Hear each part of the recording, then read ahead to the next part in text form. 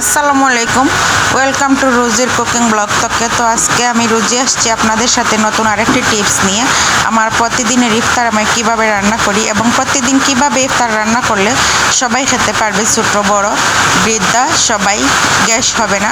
এই গ্যাস না হওয়ার জন্য যেমন আমি প্রতিদিনের ইফতার রান্না করি সিলেটি আখনি, তো আমি আজকে রান্না করলাম। আপনারা দেখতে থাকেন এবং স্কিপ করবেন না। আর আমার ভিডিওটি ভালো লাগলে অবশ্যই চ্যানেলটি সাবস্ক্রাইব করবেন, পাশে থাকবেন, লাইক করবেন, কমেন্ট দিবেন, তারপর শেয়ার করবেন আপনাদের পরিবারের সাথে এবং বন্ধুদের সাথে। তো ততক্ষণ আপনারা দেখতে থাকেন আমি কিভাবে ইফতার রান্না করলাম এবং পরিবেশন করলাম। অবশ্যই প্লিজ আমার ভিডিওটি দেখবেন, স্কিপ করবেন না। তো বাইরে বৃষ্টি হচ্ছে, আমি ভয়েস দিতে পারতেছি না, ডিস্টার্ব হচ্ছে, তো আপনারা দেখতে থাকেন। আর আমি এইখানে সব উপকরণগুলো ডিসক্রিপশন বক্সে দিয়ে রেখেছি, আপনারা দেখে নেবেন।